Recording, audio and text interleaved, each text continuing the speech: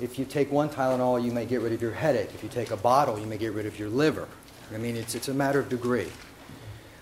So propofol is not unique. But it is unique in one very important respect. This is so unique to propofol that Dr. White may tell you that there is no other drug like it. Propofol acts very quickly. If we're familiar with the countdown to 1 to 100 to 1 and you get to 99, you're done. It works very quickly, propofol. But what's important about propofol is that it also dissipates.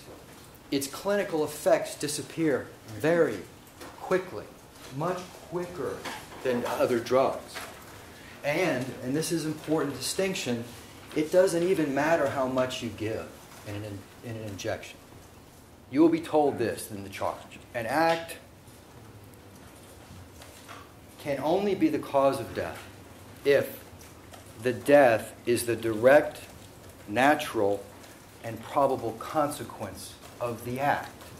And you will be further told that a natural and probable consequence is one that a reasonable person, and you'll get this in writing, but a reasonable person would know is likely to happen if nothing unusual. We believe that Dr. White is going to testify that in this case, he's going to tell you these things. He's going to tell you that in his expert opinion, Dr. Murray could not have killed Michael Jackson, could not be responsible for this death. He will tell you that the amounts that Dr. Murray gave were not capable of causing that death. He'll tell you that the precautions that Dr. Murray took for these amounts were sufficient, and he's going to tell you what precautions are used in doctors' offices, gastroenterology clinics, dentists' offices, where nurses give this drug. We believe that the evidence will tell you this, that Michael Jackson wanted to sleep for 10 hours, was frustrated, unable to sleep, couldn't sleep, needed to sleep, needed to succeed. And his doctor would not give him propofol, the drug that he wanted. And Michael Jackson swallowed while he was up and about in the room and other rooms in the bathroom, up to 8 pills on his own, without telling his doctor, without permission from his doctor. And when Dr. Murray gave him the 25 milligrams, and Dr. Murray left the room, Michael Jackson self-administered a dose, an additional dose of propofol.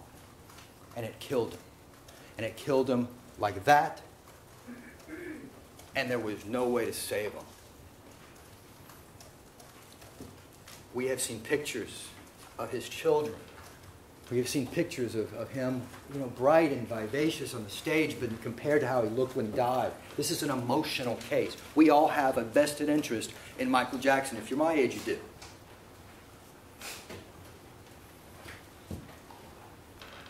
But the evidence is it's tragic.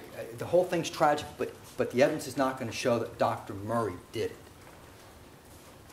And at the end, we're going to ask you to acquit him. Dr. Murray is not a perfect man. He's an imperfect man, like all of us. That I grant you. But in this criminal court, we believe he's not guilty. Thank you.